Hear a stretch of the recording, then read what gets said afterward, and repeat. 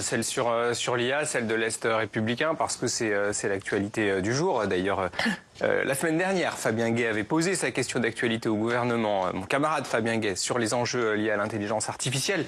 C'est évidemment un enjeu majeur. On sent tous qu'on vit une forme de bascule avec le développement de l'intelligence artificielle, avec à la fois des potentialités importantes, des progrès possibles, et puis dans le même temps des risques si jamais l'IA était à la main de milliardaires d'extrême droite comme Elon Musk. Donc on voit bien qu'il y a un enjeu majeur autour de ce sujet. Et on voit qu'Emmanuel Macron est très en avant sur ce sujet. Il se veut le promoteur de l'intelligence artificielle. D'abord, un mot peut-être sur cette vidéo plutôt surprenante qu'il a publiée hier sur ses réseaux sociaux où il fait la promotion de l'IA et en même temps, il se met en scène avec certains détournements. Qu'est-ce que vous avez pensé de cette vidéo ? Honnêtement, en regardant cette vidéo, d'abord j'ai un peu souri et puis je me suis dit que Emmanuel Macron aurait assurément été beaucoup moins nuisible s'il avait été comédien ou chanteur. Malheureusement, il a choisi une autre voie, tant pis pour nous. Il a annoncé hier, Emmanuel Macron, 20h, 109 milliards d'investissements pour l'intelligence artificielle. Il dit que c'est l'équivalent de ce que fait les États-Unis. Est-ce que vous soutenez ces investissements massifs ? En soi, que la France investisse massivement dans l'IA pour ne pas dépendre de l'étranger, de puissances étrangères comme les États-Unis, avec tout ce que ça peut présenter comme danger, c'est une bonne chose. Et donc, je ne peux que m'en féliciter. Simplement, je trouve qu'il y a quand même quelque chose d'un peu étonnant à entendre le président de la République nous dire on va investir 109 milliards d'euros dans l'IA, alors que pendant des jours, pendant des semaines, on nous a expliqué matin, midi et soir qu'il n'y avait plus un radis pour nos services publics, pour l'hôpital, pour l'école. Et il a fallu batailler comme des chiens pour éviter 4000 suppressions de postes dans l'éducation nationale. Donc je pense que beaucoup de Français se demandent aujourd'hui d'où vient l'argent et comment se fait-il qu'on trouve l'argent pour l'intelligence artificielle alors qu'on ne l'a pas trouvé pour défendre nos services publics. Donc je ne dis pas du tout qu'il ne faut pas investir dans l'IA, il faut le faire, mais il faut dans le même temps investir dans ce qui nous permet de vivre convenablement au quotidien. On va passer à un autre sujet, François Bayrou, qui souhaite un débat plus large que le droit du sol, puisqu'on a entendu Gérald Darmanin et Bruno Retailleau dire qu'il fallait durcir le droit du sol. Le Premier ministre, il faut un débat plus large sur la question de qu'est-ce qu'être français. Est-ce qu'il faut ouvrir ce débat pour vous ?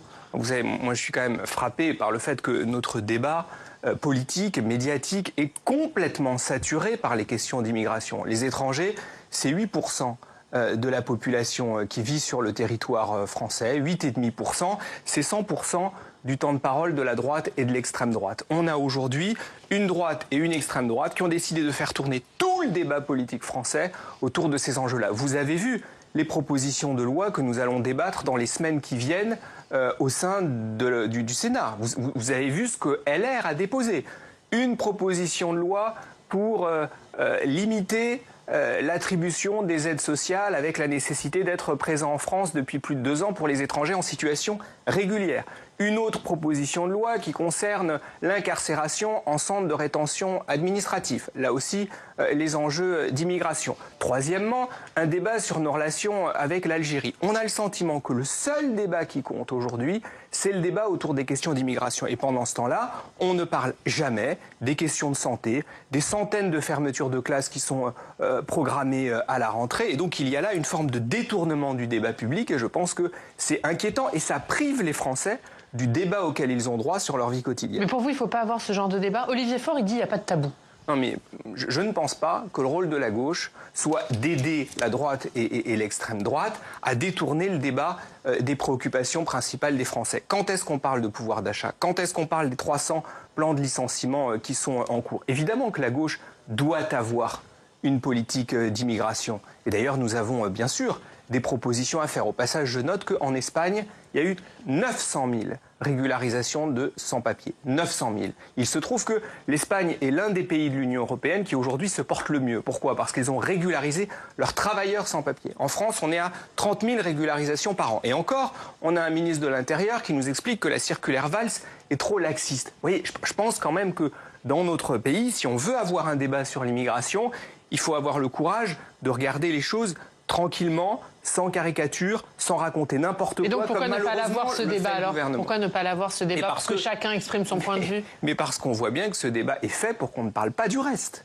et qu'en l'occurrence, il s'agit d'empêcher les Français d'avoir un débat sur les enjeux de pouvoir d'achat, du travail, sur les enjeux de l'industrie. Ces questions sont fondamentales, on n'en parle jamais. Mais est-ce que ne pas parler immigration, ce n'est pas laisser ce thème au Rassemblement national? Non, mais le RN a décidé d'en faire son cheval de bataille. Et je note que de manière assez pathétique, la droite et l'extrême droite aujourd'hui lui emboîtent le pas. Moi, ce que je souhaite, c'est qu'on parle de la vie quotidienne des Français. Vous savez, il n'y a pas de submersion migratoire. Il y a une obsession migratoire entretenu par l'extrême droite. C'est ça la réalité. Et honnêtement, quand on voit quelqu'un comme François Bayrou, qui a plutôt appartenu à ce qu'on appelait la droite républicaine, la droite civilisée, le voir aujourd'hui prendre le langage du Rassemblement national, parce que la submersion migratoire, ce sont les mots de Jean-Marie Le Pen. Ça traduit une dérive du débat public qui, oui, me paraît inquiétante. Une fois de plus, on est passé en 40 ans de 7% d'étrangers à 8,5%. À partir de là, parler de submersion migratoire, c'est une absurdité qui ne correspond pas à la réalité. C'est-à-dire que pour vous, il ne faudrait pas, par exemple, des conventions citoyennes sur l'immigration? Ça ne serait pas une bonne idée? Il faudrait une convention citoyenne sur, par exemple, comment est-ce qu'on permet aux Français de vivre de leur travail. Parce que c'est leur préoccupation principale et toutes les enquêtes d'opinion le prouvent. Par ailleurs, ce que je conteste aussi, ce n'est pas simplement le diagnostic, ce sont les mesures qui sont proposées. Parce que quelle est leur idée quand on lit toutes leurs propositions de loi, tout ce qu'ils mettent sur la table? C'est l'idée que si on dégrade les conditions d'accueil des étrangers, on les dissuadera de venir. C'est la fameuse théorie de l'appel d'air. C'est totalement faux. Ce qui fait que vous partez de votre pays. Ce n'est pas parce que vous vous dites en France ce sera formidable. Ce sont les conditions de vie dans les pays de départ qui provoquent la migration. C'est la guerre, c'est la misère. Et quand on voit que ce même gouvernement a réduit drastiquement les crédits de l'aide publique au développement, c'est-à-dire permettre aux personnes en question de vivre dans leur pays d'origine, d'avoir des sources de subsistance dans leur pays d'origine, ne pas être condamnés à partir, il y a quand même là une contradiction majeure. On va parler référendum, puisque plusieurs leaders politiques de tous bords appellent à l'organisation d'un référendum, une idée défendue par le chef de l'État, mais le référendum est encadré par des règles très précises. On voit ça avec Alex Poussard.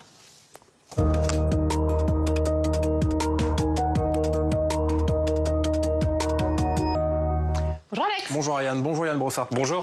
Et Alex, les propositions de référendum, elles fleurissent en ce moment dans la classe politique. Et oui, souvenez-vous, lors de ses vœux du 31 décembre dernier, le président de la République Emmanuel Macron avait annoncé aux Français qu'il leur proposerait cette année de trancher certains sujets par référendum. Alors forcément, depuis quelques semaines, les propositions de référendum vont bon train. Et d'abord sur l'immigration. Marine Le Pen veut un référendum pour abroger le droit du sol. Le ministre de la Justice, Gérald Darmanin, est plutôt favorable à l'idée d'une consultation sur cette question du droit du sol. Le ministre de l'Intérieur, Bruno Retailleau, lui, pousse l'idée d'un référendum sur un délai de carence avant que les étrangers puissent percevoir les allocations familiales. Et puis sur un autre thème, Gabriel Attal, le patron de Renaissance, propose un référendum sur le travail et sur le financement de notre modèle social. À gauche, on fait également des propositions de référendum. Dans le journal Ouest France, samedi dernier, Marine Tondelier, la secrétaire nationale des écologistes, estimait, je cite, que les institutions de la Ve République sont fatiguées, elles sont mal adaptées à un contexte politique qui fait du bipartisme un souvenir lointain. Les écologistes demandent donc au président de la République d'organiser un référendum sur ce sujet et de mettre en place une assemblée constituante. Notez que selon un sondage Ipsos saisi pour la Tribune dimanche, 84% des Français souhaiteraient être consultés par référendum sur la question de la fin de vie. Le problème, c'est qu'on ne peut pas organiser un référendum sur tous les sujets. Qu'est-ce qui est possible, Alex? Eh bien, selon l'article 11 de la Constitution, on peut organiser un référendum aujourd'hui uniquement sur certains thèmes précis. D'abord, sur l'organisation des pouvoirs publics, ou alors sur la ratification d'un traité international, ou encore sur la politique économique, sociale ou environnementale. Autrement dit, aujourd'hui, on ne peut pas organiser de référendum sur l'immigration, ni sur des sujets sociétaux comme la fin de vie. Il faudrait donc changer notre Constitution. Et d'ailleurs, on peut organiser un référendum pour changer notre Constitution. C'est la deuxième possibilité de référendum, selon l'article 89 de la Constitution. Et puis enfin, la dernière possibilité, c'est le référendum d'initiative partagée sur une proposition de loi qui doit d'abord recueillir le soutien d'un cinquième des parlementaires, un dixième des électeurs, environ 4,8 millions de Français. Et à ce jour, aucun référendum d'initiative partagée n'a été organisé. Yann Brossard, est-ce que selon vous, il faut changer la Constitution pour élargir les thèmes de référendum, notamment à l'immigration ou à des sujets sociétaux? La Constitution permet déjà d'organiser un certain nombre de référendums. L'article 11 le prévoit. Oui, je ne rêve pas tous les matins d'un référendum sur l'immigration, contrairement à d'autres qui ne pensent qu'à ça et ne parlent que de ça. Je pense que le président de la République avait par le passé l'occasion d'organiser des référendums. Si on veut organiser un référendum de manière qui ne soit pas artificielle, qui ne soit pas une manœuvre politique au service du président de la République, il faut organiser des référendums pour sortir de la crise. Avec Emmanuel Macron, on a connu un certain nombre de crises. Et la crise politique que nous vivons en ce moment, elle a une origine. C'est le passage en force du gouvernement de Mme Borne sur la question des retraites. C'est pour ça que nous en sommes là aujourd'hui. Il y a eu le passage en force sur la réforme des retraites par le biais d'un 49.3, alors même que des centaines de milliers de Français manifestaient dans la rue, alors même que 80% des Français ne voulaient pas de cette réforme.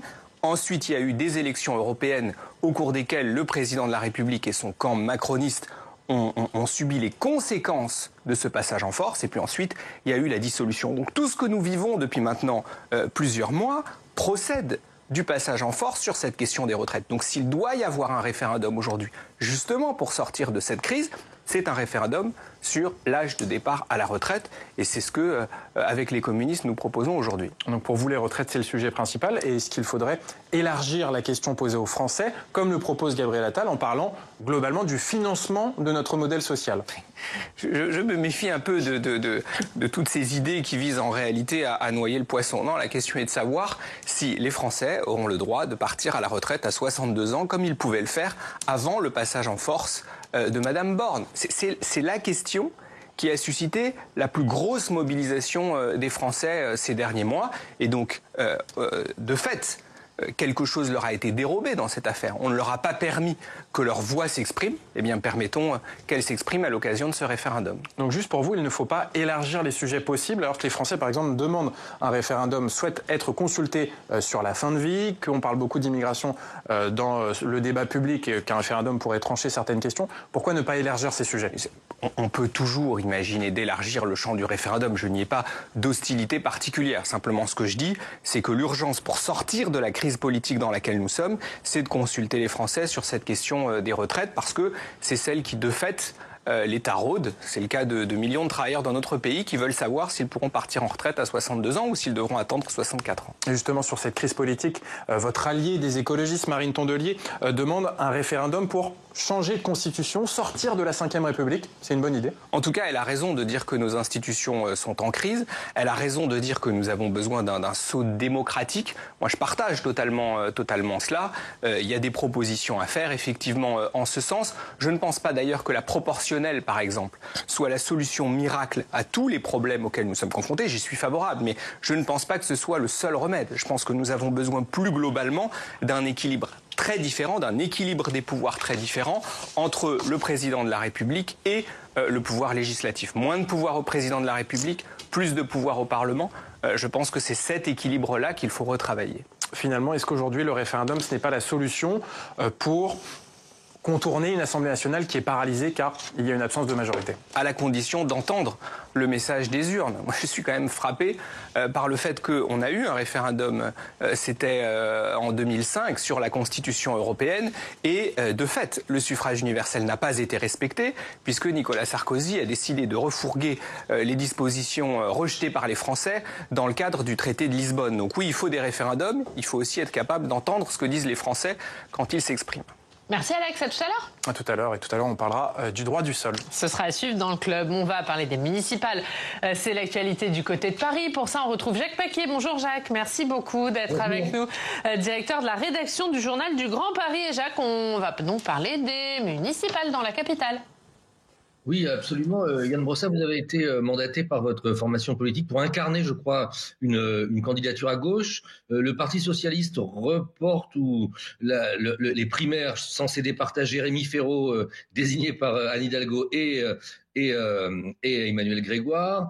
On parle d'une candidature LFI. Il y a eu un passage éclair de Yannick Jadot qui a déposé puis retiré sa candidature. Aidez-nous, monsieur le sénateur, à y voir clair et à nous dire quel rôle vous voulez jouer, vous, dans cette campagne qui commence. Vous savez, moi, le seul rôle que je veux jouer dans cette campagne, c'est d'être utile et faire en sorte que, à l'issue de ces élections municipales, la gauche et les écologistes continuent à diriger cette belle ville qu'est Paris. L'enjeu, il est trop important, il est trop grave pour qu'on puisse se payer le luxe des divisions. Vous avez évoqué un certain nombre de débats internes à des formations politiques à gauche. Moi, ce que je souhaite, c'est qu'à la fin, nous soyons unis parce que nous le devons aux Parisiens qui, depuis un peu plus d'une vingtaine d'années, ont porté la gauche au pouvoir, d'abord avec Bertrand Delanoë et aujourd'hui avec Anne Hidalgo. On voit bien la menace que nous avons en face de nous, avec un camp macroniste et la droite qui s'apprête à fusionner pour soutenir Madame Dati. Moi, je ne veux pas, dans un contexte où la droite et l'extrême droite sont menaçantes partout, en France, dans le monde, on voit les États-Unis avec Trump, je ne veux pas que dans un contexte comme celui-là, Paris finisse par basculer dans ce camp-là, ce camp de la régression. Moi, ce que je souhaite, c'est que Paris continue à porter des valeurs progressistes. Et donc,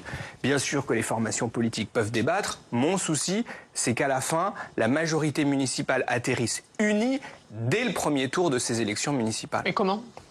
Voilà, j'allais vous dire. D'abord, il faut des primaires globales à la gauche. Vous savez, il y a plusieurs possibilités qui se présentent à nous. Bon, d'abord, les formations politiques débattent en leur sein pour désigner leur chef de file. C'est normal. Ensuite, il va bien falloir... Déjà, vous n'avez pas ce problème. Nous n'avons effectivement pas ce problème et je m'en réjouis. C'est un luxe que j'apprécie. Ensuite, mon souhait, c'est que nous puissions nous retrouver tous ensemble. Le Parti communiste, le Parti socialiste, les écologistes, ceux qui dirigent cette ville. Donc pas LFI. Moi, vous savez, je cherche à être cohérent. La majorité municipale à Paris, c'est les socialistes, les communistes et les Verts. Que nous puissions nous retrouver et que nous puissions atterrir ensemble. De quelle manière? Il y a évidemment plusieurs hypothèses qui existent. Vous avez évoqué, Jacques Paquier vient de le faire, une primaire. Enfin, il y a d'autres possibilités. Il peut aussi y avoir un accord politique entre différentes forces. Et puis, il faudra choisir le meilleur candidat. Celui qui est le plus combatif, celui qui est le plus capable de nous mener au combat, celui qui connaît le mieux aussi la machine municipale. Ce sera un choix que nous devrons faire ensemble. En tout cas, moi, je souhaite que nous le fassions ensemble. Qui coche ces cases? Je pense que je coche ces cases. Sinon, je ne serais pas proposé à la candidature par mon parti. Je connais bien cette ville. Je me suis battu face à la droite et l'extrême droite quand, par exemple, nous avons voulu installer un centre d'hébergement dans le 16e arrondissement. Tout le monde m'avait expliqué à l'époque que ce serait terrible. Il est toujours là et ça se passe très bien. Il y a même des habitants du 16e arrondissement qui sont bénévoles dedans. Donc, j'ai montré par le passé que j'étais quelqu'un qui est capable de porter nos valeurs. Et bien, je pense que face à une droite et une extrême droite menaçantes, on a besoin de quelqu'un de déterminé à porter les valeurs de Paris, à défendre l'identité de Paris.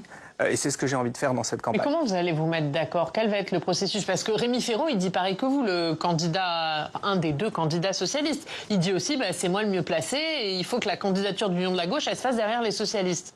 Nous devrons trancher ça ensemble. Ma conviction, c'est que c'est pas tellement... Vous mettez tous autour de la table? Oui, pourquoi pas. Ma conviction... À quel moment? À l'automne, par exemple. En tout cas, quand il faudra être dans la dernière ligne droite et quand la campagne s'engagera véritablement. Là, on est dans une période de pré-campagne. Ma conviction, c'est que ça n'est pas une affaire d'étiquette politique. On a besoin que ce candidat soit un bouclier face à la droite et l'extrême droite. Ce qui compte dans un bouclier, c'est pas l'étiquette qu'il y a dessus, c'est est-ce qu'il est solide. Et je pense être le plus solide. Jacques? Oui, et quelles seraient vos premières mesures? On connaît votre attachement au logement. Vous portez une loi d'ailleurs vous portez une loi qui vise à taxer plus les résidences secondaires. Peut-être pouvez-vous nous en dire un mot? Bien sûr, le logement. Nous voyons que nous avons à Paris deux phénomènes qui se font face. D'une part, des difficultés de logement croissantes, d'autre part, de plus en plus de logements vides. Eh bien, la solution, c'est par exemple de faire en sorte que les villes aient plus de moyens pour réquisitionner, pour mobiliser ces logements vides et faire en sorte qu'on n'ait pas d'un côté 3000 logements vides depuis plus de 5 ans et de l'autre 3000 personnes qui dorment dehors toutes les nuits. Parce que personne ne peut accepter une situation aussi injuste que celle-là. Et donc oui, je souhaite des leviers supplémentaires pour que les villes puissent effectivement mobiliser ces logements et y loger des personnes qui sont aujourd'hui en difficulté.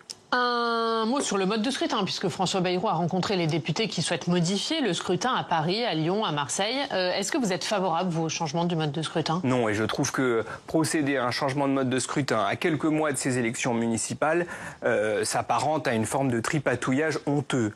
D'ailleurs, il n'y a pas de difficulté avec le mode de scrutin parisien. Ceux qui disent cela mentent effrontément. Tout ça est fait pour délégitimer le suffrage universel. La réalité, c'est que si aujourd'hui c'est la gauche et les écologistes qui dirigent Paris, c'est parce que nous avons obtenu plus de voix que Madame Dati qui, lors des dernières élections municipales, a été très largement battue. Donc il faut simplement que ces gens acceptent le résultat des urnes, manifestement il leur est resté en travers de la gorge, et que nous puissions procéder à une élection comme nous l'avons fait toutes ces dernières années. Merci Jacques Merci à vous. La une, innovation à Villejuif, Emmanuel Macron vante l'effet cluster. Puisqu'on parle de la gauche et de l'union de la gauche, se pose évidemment la question de l'avenir du nouveau Front populaire. On va écouter ce qu'en dit François Hollande. Il était l'invité hier de BFM. Le nouveau Front populaire vit encore au terme, puisqu'il a produit une alliance électorale et avec des députés. Ensuite, nous sommes dans des logiques d'autonomie jusqu'à l'élection présidentielle de 2027. Il y aura 2 candidats à l'élection présidentielle, peut-être plusieurs d'ailleurs, hein. Mais je souhaite qu'il n'y en ait que 2 à gauche. Les électeurs ne sont pas irréconciliables, parce que c'est ça le point fondamental. Bien sûr qu'il y a une difficulté de pouvoir aujourd'hui travailler ensemble quand vous êtes caricaturé comme ça a été le cas, et quand il y a des invectives qui tombent, et quand il y a une espèce de brutalité qui a déjà été dénoncée bien avant ces épisodes. Alors François Hollande, il dit on est dans une logique d'autonomie jusqu'en 2027. Est-ce que vous aussi vous êtes dans cette logique-là ?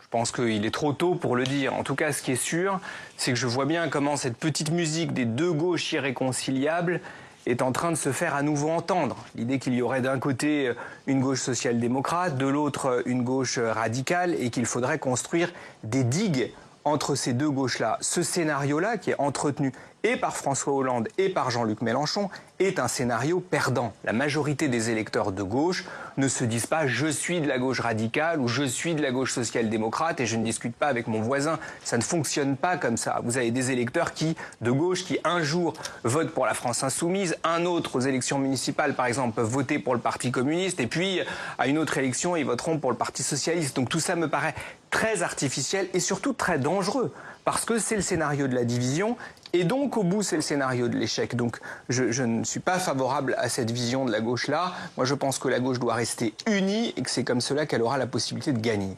Mais vous pouvez encore être unis derrière Jean-Luc Mélenchon par exemple ? Non, et je ne pense pas que ce soit le scénario que le Parti communiste privilégie aujourd'hui. Ce que je souhaite, c'est que nous puissions nous rassembler, et que nous puissions nous rassembler en respectant la diversité qui existe entre nous. La diversité, oui, bien sûr que nous sommes divers, nous sommes différents, sinon nous serions tous dans le même parti, mais ça ne doit pas se traduire par une division mortifère qui consiste à insulter, à lancer des oukases contre tel ou tel, comme on l'a vu ces dernières semaines. Donc vous n'êtes pas d'accord avec François Hollande qui dit en 2027, il y aura forcément 2 candidats de gauche. Un candidat de la gauche social-démocrate et un candidat LFI. Les gens qui disent ça, on voit bien à quoi ils pensent. Ils pensent à leur propre candidature. Bon, et en l'occurrence, je crois que c'est son cas. D'ailleurs, il a le droit de se préparer. Je ne suis pas persuadé que les Français, en particulier les électeurs de gauche, souhaitent que l'élection présidentielle de 2027 soit le remake de toutes les élections présidentielles précédentes. Peut-être qu'un jour, on aura droit à un peu de nouveauté. Je pense qu'on en a besoin si on a envie que le paysage politique soit un peu plus reluisant. Mais vous travaillez, vous, une candidature communiste à la présidentielle où vous dites là, on n'aura pas les moyens de se diviser? Bien sûr que c'est une hypothèse qui existe. Et pourquoi pas ? Si elle est capable de rassembler suffisamment largement. Simplement, nous n'en faisons pas un préalable. Et je pense que quoi qu'il arrive, on a besoin que les différentes composantes de la gauche puissent discuter et qu'elles puissent le faire de manière sereine. Quand je vois les invectives qui ont circulé après le vote sur la censure, le moins qu'on puisse dire, c'est que je pense qu'on a besoin tous de se calmer, de réfléchir et de travailler de manière un peu plus... Un dernier mot, est-ce que vous voterez la motion de censure spontanée du PS, les communistes, parce que vous, évidemment, vous ne pouvez pas la voter, mais est-ce que les députés communistes la voteront? Oui, bien sûr, les députés communistes la voteront en cohérence avec leur vote précédent. Merci Yann.